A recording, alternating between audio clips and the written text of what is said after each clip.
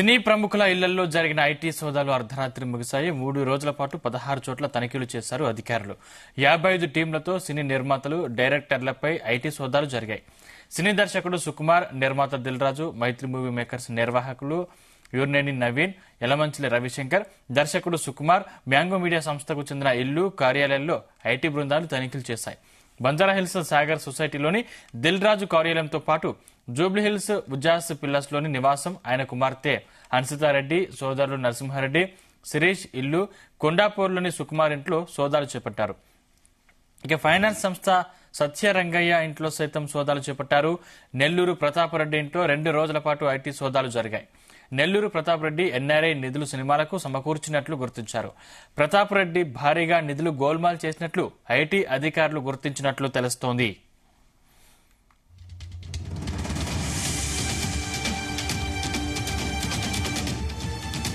జాన్సన్కి సంబంధించిన మరింత పూర్తి సమాచారం మా క్రైమ్ బ్యూరో చీఫ్ రవితేజ అందిస్తారు. రవితేజ, 3 రోజుల పాటు సినీ ప్రముఖుల ఇళ్లలో ఈ ఐటీ రైట్స్ కొనసాగాయి. ఈ రోజు 4వ రోజు కూడా ఉదయం తెల్లవారుజామున వరకు కూడా ఈ రైట్స్ కంటిన్యూ అయినట్టుగా తెలుస్తుంది. మొత్తం 16 చోట్ల ఐటీ అధికారులు తనిఖీలు చేశారు. 55 బృందాలుగా విడిపోయి సినీ నిర్మాతలు, డైరెక్టర్లు, సినిమా వారికి ఫైనాన్స్ చేసేటువంటి వ్యక్తులు, సినిమా వారికి దాంట్లో పెట్టుబడులు పెట్టి షేర్లు తీసుకున్నటువంటి వ్యక్తుల ఇళ్లలో కూడా ఈ 4 రోజుల పాటు కంటిన్యూ సోదాలు కొనసాగాయి.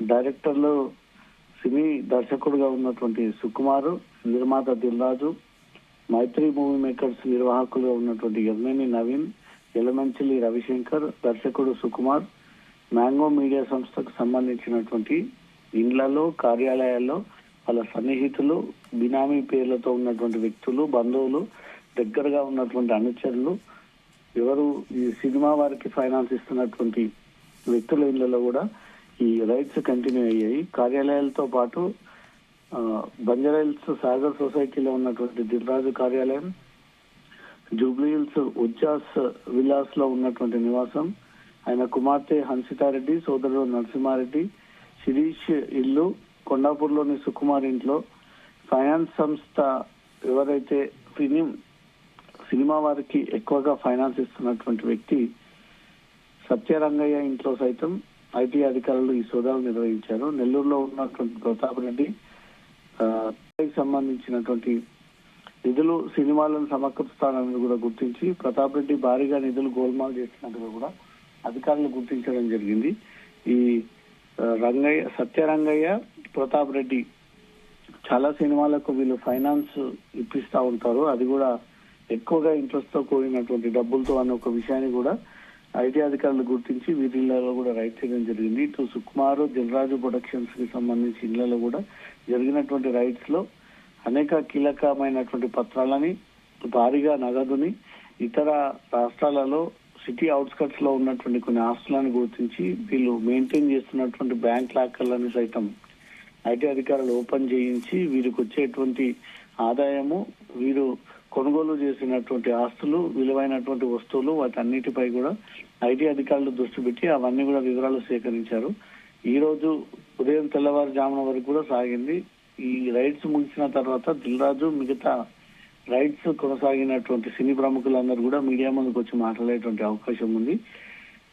ఈ కొత్త సంవత్సరం సందర్భంగా పుష్ప 2 గత సంవత్సరానికి సంబంధించినటువంటి సినిమా, కానీ ఈ ఏడాది కూడా అది కలెక్షన్స్ ఇంకా సాధిస్తూనే ఉంది. కాబట్టి మైత్రి మూవీ మేకర్స్ పైన ఈ రైట్స్ జరిపినప్పుడు పుష్ప 2కి సంబంధించినటువంటి కలెక్షన్స్ వివరాలపై కూడా అన్ని ఆరా తీసి సినిమా పెట్టుబడులు ఎంత, మీకు వచ్చినటువంటి ఆదాయం ఎంత, ఇదంతా మీరు క్యాష్ రూపంలో వాటాలు తీసుకున్నారు, ఆన్లైన్ ద్వారా వచ్చినటువంటి వాటి డబ్బులు ఎక్కడ లెక్క అనే దానిపై కూడా పుష్ప 2 మైత్రి మూవీ మేకర్స్ కి సంబంధించినటువంటి ప్రొడ్యూసర్లు, నిర్మాత, ఆ నిర్వాహకులు ఇళ్లలో రైడ్ చేసి పుష్ప 2 సినిమాకి సంబంధించిన వివరాలను కూడా ఆరా తీశారు. ఇటు సంక్రాంతికి వస్తున్నాం, డాకు మహారాజు, గేమ్ చేంజర్ సంబంధించి దిల్ రాజు ప్రొడక్షన్స్ డిస్ట్రిబ్యూషన్ చేసినటువంటి సినిమాలకు సంబంధించి కూడా దిల్ రాజు కూతురు ఇంటిలో అతని సన్నిహితుల ఇళ్లలో కూడా ఈ రైట్స్ కంటిన్యూ చేశారు. ఈ రైట్స్ లో దిల్ రాజుకు సంబంధించిన అనేక ఆస్తుల వివరాలని ఐటీ అధికారులు కనుక్కున్నారు. మొత్తం వీళ్ళ కుటుంబానికి వచ్చేటువంటి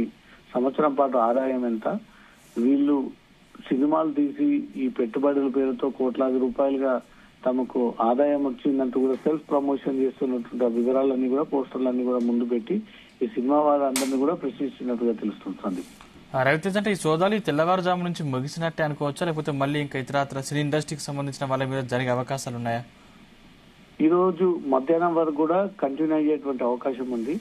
ఈ 3 రోజుల పాటు జరిపినలో కొన్ని వాస్తవాలన్నీ కూడా వెలుగులోకి వచ్చాయి. అవన్నీ కూడా వీరి కుటుంబ సభ్యుల నుంచి కూడా స్టేట్మెంట్స్ రికార్డ్ చేసుకొని ఇవన్నీ ఎలా కొనుగోలు చేశారు, ఎక్కడి నుంచి వచ్చాయి, మీకు ఈ సినిమా పరంగా కాకుండా రియల్ ఎస్టేట్ వ్యాపారం కూడా వీళ్ళు చేస్తా ఉన్నారు. ఎస్విసి కంపెనీస్ ద్వారా అంటూ కూడా దిల్ రాజుకు సంబంధించినటువంటి వాటి ప్రాపర్టీస్ ని కూడా గుర్తించడం జరిగింది. దీంట్లో కుటుంబ సభ్యులు కొంతమంది వాటాదారులుగా ఉండడము, బయటి వ్యక్తులు కొంతమంది షేర్లు ఉండడంతో రియల్ ఎస్టేట్ కంపెనీల ద్వారా వచ్చినటువంటి డబ్బులన్నీ కూడా ఐటీ పరిధిలోకి చూపించకుండా వీరు ఐటీని మేనేజ్ చేసి ఈ డబ్బులని వీళ్ళు సొంతంగా ఉపయోగిస్తా ఉన్నారనే దానిపై కూడా ఐటీ అధికారులు గుర్తించారు. కాబట్టి మధ్యాహ్నం 12 గంటల వరకు ఈ రైడ్స్ సాగి రైడ్స్ ముగిసిన తర్వాత ఐటీ అధికారులు ఈ 3 రోజులు జరిపినటువంటి వివరాలన్నీ కూడా మీడియాకు షేర్ చేసేటువంటి అవకాశం ఉంది. ఎట్ ఏ టైం ఆ బాధితులంతా కూడా మీడియా ముందుకు వచ్చి ఏ ఉద్దేశంతో రైడ్స్ చేశారు, ఎలాంటి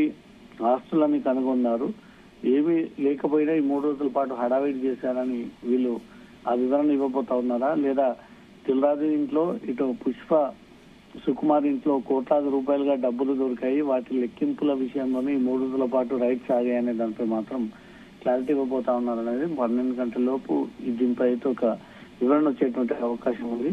ఈ ఐటీ రైడ్స్ 3 రోజుల పాటు జరుగుతున్నటువంటి సినీ ప్రముఖుల అంశం అయితే తీవ్ర కలకలం రేపుతా ఉంది, సంచలనానికి దారి తీస్తా ఉంది. ఏమీ లేకపోతే ఈ 3 రోజుల పాటు ఎందుకు నిర్వహిస్తారు, భారీగా వీళ్ళు అక్రమంగా ఆస్తులు కూడబెట్టారు, వీరికి వచ్చేటువంటి ఆదాయానికి మించి వీళ్ళు డబ్బులని సమకూర్చారనే ఆరోపణల పైన రైడ్ చేయడము, ఆ రైడ్ చేసిన తర్వాత రెడ్ హ్యాండెడ్ అవన్నీ దొరికాయి అనేది మాత్రమే బయట ప్రచారం సాగుతా ఉంది సందీప్. Thank you Raviteja.